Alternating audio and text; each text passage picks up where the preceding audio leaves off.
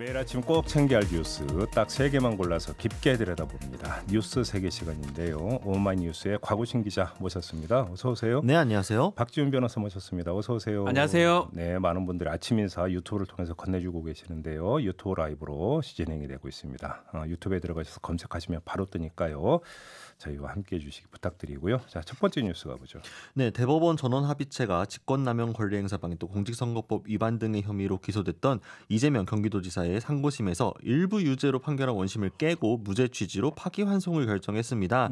이번 판결로 이재명 지사는 경기도지사직을 유지할 수 있게 됐습니다. 이게 이제 그 공직선거법상 허위사실 공표 혐의 그렇습니다. 이거에 대해서 이제 공표라고 하는 것은 공개 발표의 준말인데. 네. 공개 발표가 성립이 되려면 아주 적극적으로 해야 되는데 그런 건 아니었다. 네. 고로 허위사실 공표가 아니다 이런 거죠. 그렇죠. 선거 방송 도중에 어떤 소극적인 대답 또 부작위적으로 말을 못했던 부분까지 네. 적극적 공표로 보기는 어렵다라고 이제 그러니까요. 대법원에서 얘기를 했습니다. 네, 아무튼 이제 그 정치적인 족쇄가 풀린 거 아니겠습니까? 네. 이렇게 이제 그 정당의 이제 그 정치권의 반응이 궁금한데요. 일단 민주당에서 허윤정 대변인이 서면 브리핑을 내놓은 걸 보면 대법원의 판결을 환영한다라고 이야기를 하면서 앞으로도 경기도민을 위해 적극적인 정책으로 도정을 이끌어주길 기대한다라고 밝혔습니다. 뭐 민주당이야 당연히 환영을 하겠죠. 그렇죠. 그 네. 관심사는 이낙연 의원의 그 반응인데 혹시 나왔습니까? 이낙연 의원은 이제 대법원의 판결을 환영한다라면서 이재명 지사님과 경기도민들께 축하드린다라고 이야기를 했습니다. 네. 또 그러면서 이 지사님이 여러 부담과 고통을 감당하시며 경기도민을 위해 묵묵히 일해 오셨다.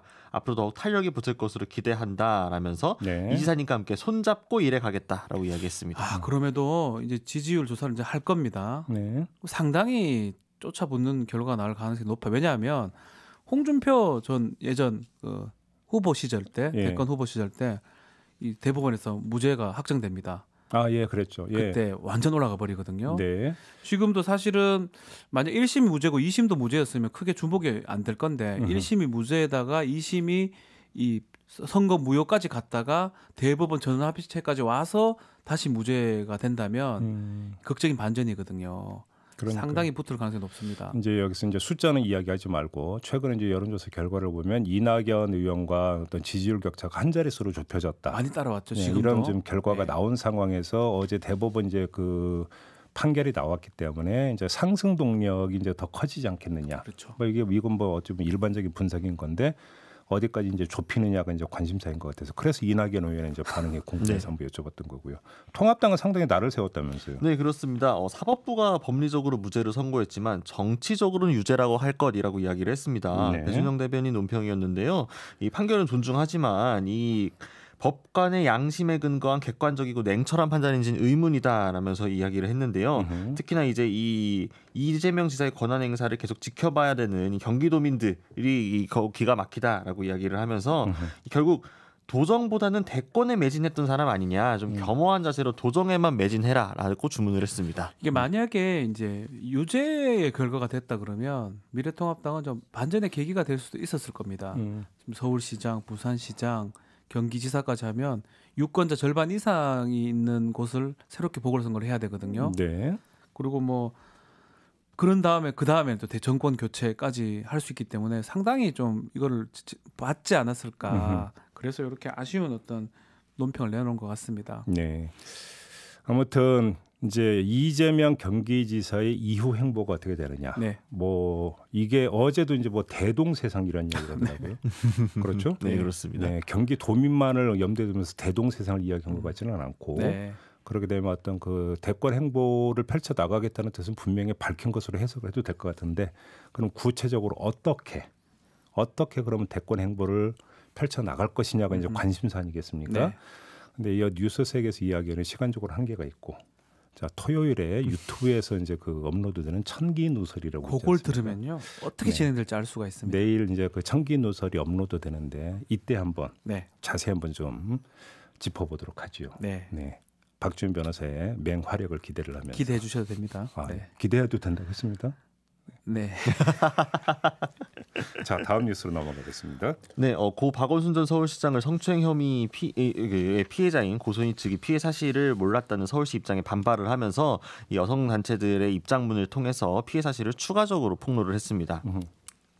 어떤 내용인지 좀 구체적으로 좀 전해 주시죠. 네, 일단 시장의 기분을 맞춰주기 위해 강요되는 행위들이 있었다라고 이야기를 했는데요. 예를 들면 박원순 시장이 마라톤을 하는데 여성 비서가 오면 기록이 더 잘 나온다라면서 주말 새벽에 나오도록 요구했다라는 점, 또 결제를 받을 때 시장님의 기분 상황을 확인하고 비서에게 기쁨 조화 같은 역할을 사전에 요청을 했다. 또 이제 시장의 기분을 좋게 하는 역할을 암묵적 명시적으로 요구했다. 특히나 이제 원칙에 따라 전보 요청을 한 데 대해서 전보 요청을 만류하고 불승인이 있었다라는 이야기였습니다. 네, 요구 사안도 내놓은 게 있죠. 네, 일단은 서울시 경찰청에 서울시청 6층에 있는 증거 보전 및 수사 자료 확보를 요구를 했습니다. 또 서울시와 민주당, 여성가족부 등 책임 있는 기관의 피해 호소인 등으로 호칭하면서 이 유보적 조건도 상태로 규정하는 이중적 태도를 멈추라. 그러니까 피해자라고 그 명칭을 해달라고 이야기를 했고요. 네. 실제로 이제 민주당과 여성가족부 등은 표현을 바꿨죠. 또 서울시 관계자들은 언론의 피해자에 대한 일방적인 코멘트를 중단을 해달라라고 익명성으로 자꾸 보도가 나오는데 그 반발을 했습니다. 네. 또 마지막으로 언론에게 문제의 핵심이 무엇인지 고민하고 구조적 문제를 분석하고 대안을 제시해달라 이야기를 했습니다. 네, 근데 아무튼 지금 그 여기에 그 정치권이 가세를 하면서 이런저런 말을 쏟아내고 있는데 이 과정에서 부적절한 발언이 지금 계속 나오고 있어요. 네, 그렇습니다. 이 정원석 통합당 청년 비대위원이 어제 비상대책위원회 공개 발언 시간에 이야기를 한 내용이 좀 문제가 됐습니다. 이 박원순 성추행 이거 읽어도 되나요? 네, 하세요. 아, 예. 박원순 성추행 서울시 섹스 스캔들 은폐 의혹이라고 명명을 한 겁니다. 이 문제에 대해서. 그러면서 이 본인은 성범죄를 규정하고 싶다라면서 피해 여성이 관계를 했다는 증언은 없지만 여전히 서울시 안에서 자행되고 있는 여러 성추문들이 나오고 있다라고 주장을 했습니다. 이런 표현이 지금 이게 어떤 파장을 불러일으킬지를 모르고 이런 말을 했을까요? 정말? 알죠. 다른 거거든요. 이거는 완전히 다른 이런 건데요. 예, 그 개념이 좀 다른 건데 이걸 이렇게 지금 그 표현을 해 버리면 이건 좀 문제가 좀 있죠. 계속 얘기했던 이제 2차 피해, 2차 가해하고 예. 관계된 부분이 될 수 있는데 예. 그래서 이제 너무 정치적으로 쟁점화 시키려고 했던 게 아닌가. 개념이 이게 크니 세 보이니까 네. 실수가 좀 된 것 같아요. 그러니까요. 지금 뭐 정치권 반응도 나왔죠. 네, 일단 민주당에서는 장종화 청년 대변인 이름으로 사퇴를 요구를 했습니다. 그러니까 국민께 사과하고 비대위원직을 사퇴하시라라면서 이게 진정 통합당의 청년 대표가 지닌 성인지 감수성 수준인가라고 물었고요. 또 김종철 정의당 선임 대변인 역시 그 어제 오전에 이런 표현 자체가 이게 얼마나 저열한 발언인가라면서 피해자 고소 내용 어디에도 그런 구절이 없는데 이런 식의 이야기한 점을 좀 비판을 했습니다. 또 오죽하면 성누리당이라는 조롱을 받았겠느냐라고 꼬집기도 했습니다. 당사자 해명은 나왔나요? 그러니까 페이스북에 어제 이제 올라온 내용을 조금 전해드리면 그러니까 하전적 차원에서 이렇게 지칭한 부분에서는 여성 피해자 입장에서 가해로 받아들일 수 있는 부분에 배려가 부족했음을 인정한다라면서 앞으로는 권력형 성범죄로 정정하고 용어 선정에 있어 피해자 입장을 더 반영하겠다. 라는 식으로 이야기는 했습니다. 네, 아무튼 뭐 이런저런 말들이 따라붙으면서 논란이 되고 있는데 또 뭐 민주당의 김두관 의원 같은 경우는 어제 뭐 그래서 침대를 없애야 된다, CCTV를 달아야 된다 이런 식의 어떤 이제 발언을 했는데 문제의 본질이 그게 아니지 않느냐. 문제의 본질은 결국 성인지 감수성인데 그렇죠. 왜 이제 그런 식으로 이야기를 하느냐 또 이런 지적도 이제 함께 나오더라고요. 자. 정치권의 이야기 한번 좀 짚어봤고요. 자, 마지막 뉴스로 넘어가죠.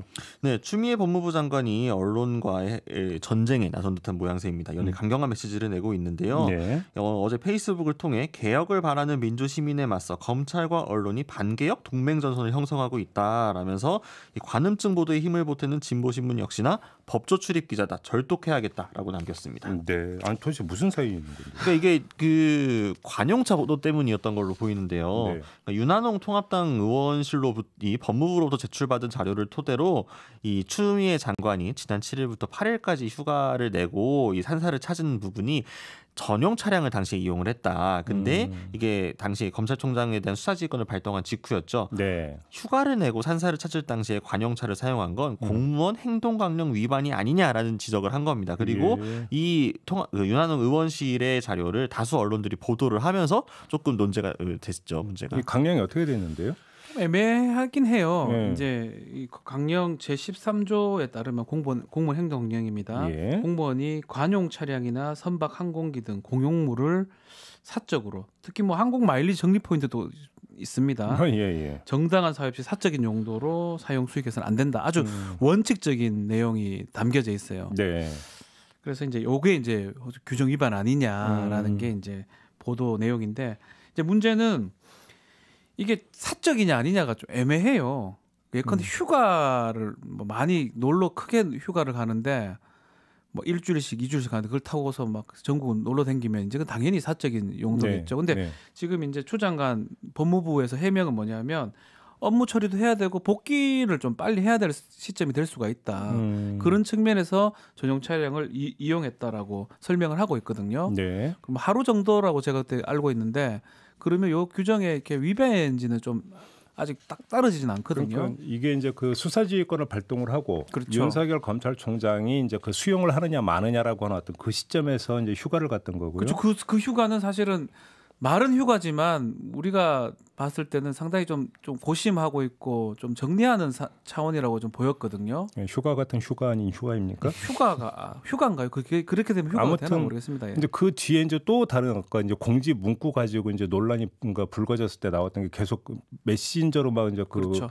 법무부 이제 공무원하고 이제 그 메시지 오가고 막 이랬던 부분들이 있었던 거죠. 이것도 휴가 중에 이제 그 발생했던 일이죠. 했던 네, 거죠. 그렇습니다. 그러니까 이제 법무부 같은 경우는 그래서 휴가 중인 휴가 아닌 뭐 이렇게 되는 겁니까? 이게? 그래서 그렇게 해석을 한 겁니다. 예. 그래서 전용 차량을 썼던 거는 맞지만 전용 차량을 썼던 그 상황이 휴가 중에 수시로 업무도 처리됐고 예. 복귀의 가능성도 있었기 때문에 했다라고 해명을 하고 있는 상황입니다. 예, 그러니까 이게 좀 약간 애매한 경계 지점이 있다. 네. 뭐 이런 반박인 겁니까? 뭐 법무부의 입장 정리하면 그렇게 되고 또 추미애 장관도 그러니까 이런 식으로 자꾸 포인트가 잡혀가지고 예. 언론 통해 기사화되는 이거 자체가 예. 어떤 의도를 가지고 있는 거 아니냐. 단순히 이제 정말로 지금 언론에서 보도를 하는 게 공인에 대해서 어떤 권력 감시 차원에서 그렇죠. 이루어지고 있는 것인지 아니면 다른 프레임이 있는 것인지 근데 추 장관이 이야기한 걸 보면 상당한 의심을 하고 있는 것 같습니다. 이게 그러니까 추미애 장관은 이런 거겠네요. 그러니까 이제 이게 해석이 애매한 부분인데 이런 식으로 이제 언론이 그러니까 써대는 것은 결국은 수사지휘권 발동에 대해서 별로 동의하지 않고 비판적으로 바라본 언론들이 나를 공격하기 위해서 그렇죠. 결국은 이걸 꺼리 삼은 거 아니냐. 네. 결국 이거잖아요. 그러니까 추미애 장관 입장에서는 그렇게 보고 있는 추미애 장관이 거죠. 봤을 때는 내용을 보지 않고 다른 걸 지금 계속 보고 있다라는 거거든요. 검찰 개혁이라든지 검찰총장하고 법무부 장관의 수사지휘권 갈등 양상 네. 그거보다는 지금 휴가 중에 차량 이용한 거 아니냐 엉뚱한 얘기를 하고 있는 거 아니냐 뭐 그런 식으로 주장을 하고 있는 상황입니다. 네, 그러니까 사실 그렇게 얘기를 하니까 이제 추미애 장관 관련 언론 보도가 여러 가지가 있었는데 저는 기억에 나는 게 고 박원순 서울시장의 극단적 선택 이후에 네. 추미애 장관이 당 대표를 맡을 때는 그 비슷한 사건에서 단칼이었는데 이번 건은 왜 말이 없느냐. 뭐 이런 식의 보도가 지금 나온 바가 있었죠. 네, 맞습니다. 그러면 추미애 장관은 어떤 이야기를 해야 되나요? 만약 이번 건에 대해서. 그건 사실은 그런 보도는 좀 말이 안 되는 거거든요. 그 얘기를 하라고 촉구하는 상황이 돼버린 거잖아요. 그러면 잠깐만 여기서 그러면 이거를 진짜 그 수사하라 하면은 그게 또 수사 지휘권이 되나요? 어떻게 되나요? 그러니까 만약에 그런 식으로 얘기를 했으면은 그것도 얼마든지 꼬투리를 잡을 수 있는 거 아닙니까? 그러니까 현직 장관이 이 공적인 그러니까 어떤 제대로 된 루트를 거쳐가지고 이야기를 하는 게 아니라 뭐 언론 플레이를 하고 있다라든가 아니면 아직 수사가 본격적으로 시작되지 않은 건데 이미 가이드라인을 제시하는 거 아니냐 뭐 이런 식의 말들이 또 얼마든지 나올 수 있는 거잖아요. 그러니까 언론이 그 이른바 촉구성 보도 같은 경우는 추미애 개인 입장을 밝히라가 아니라 그렇죠. 법무부 장관으로서 뭔가 해야 되는 거 아니냐는 걸 요구라고 본다면 그 법무부 장관은 뭘 이야기할 수 있는 거냐? 저는 그게 궁금한데 네. 법무부 장관을 할 수 있는 그 수사 관련된 이야기 아니겠습니까? 그렇죠. 그렇지 않습니까? 검찰을 통해서 그러면 이제 윤석열 그러니까 근데 그 개별 사건에 한해서 총장만을 지휘한다고 돼 있지 않습니까? 그렇죠. 딱 총장만. 그러면 이거에 지휘할 대해서 수 있어요. 윤석열 총장한테 그러면 검찰이 지금부터 핸들링하라 이렇게 지시를 내리면 되는 건가요? 언론의 요구에 따르면? 근데 또 그렇게 되면 바로 다음날 일면에 그러니까 뭐가 나올지 그게 보이지 이제 않나요? 정말 원하는 내용이 아니라는 거예요. 추미애 장관이나 입장에서는. 그러니까 이제 추미애 장관은 그래서 이런 식으로 이제 꼬투리 잡아서 흔들게 하고 있다 이렇게 네, 보는 그렇게 거죠. 보는 거죠. 왜냐하면 어차피 수사지휘권 행사하는 게 쉽지 않거든요. 앞으로도 어떻게 하겠습니까? 네. 그걸 하락하는 거 말도 안 되는 거고. 그러기 때문에 결국은 자꾸 장관 얘기를 많이 써서 네. 좀 힘들게 한다. 뭐 이런 뉘앙스 같습니다. 근데 어쨌든 추미애 장관이 최근에 이렇게 언론을 향해서 굉장히 좀 뭐랄까요 날선 표현이라고 해야 될까요? 이런 말들을 많이 하고 있는데 저는 그 자체가 물론 그 개인적으로 불쾌한 것도 있을 거고 부당하다고 느끼는 것도 있을 테지만 그것 자체가 지금 이런 추미애 장관이 대응 자체도 또 보도가 다 되고 있잖아요. 네. 사실 어떻게 보면은 저는 강한 어떤 메시지를 주고 있는 거라는 생각이 듭니다. 그러니까 사실 이미 많은 독자들이 사실 언론이 쓰는 대로 보지 않잖아요. 다 미디어 리터러시를 가지고 어떻게 그러니까 그 맥락들을 살피고 있는 상황이기 때문에 이렇게 보도가 나오고 있지만 사실은 추 장관은 이런 입장이고 맥락은 이렇다라는 걸 직접적으로 해명을 하면서 그러니까 현 뭐랄까요 지지자라면 지지자라고 할 수 있는 그룹들에게 계속 잘 컨트롤이 되고 있다 걱정하지 마라 이런 것도까지 얹어가지고 이야기하고 싶은 게 아닐까. 알겠습니다. 언론의 원칙적인 그 비판이고 감시인지 그렇죠. 아니면 정치적 흔들기인지는 우리 애청자 여러분들의 판단에 맡깁니다. 잘 생각해 보시면 아실 거예요. 알겠습니다. 뉴스 세계 이렇게 마무리하겠습니다. 박지훈 변호사, 곽우신 기자와 함께했습니다. 고맙습니다. 감사합니다.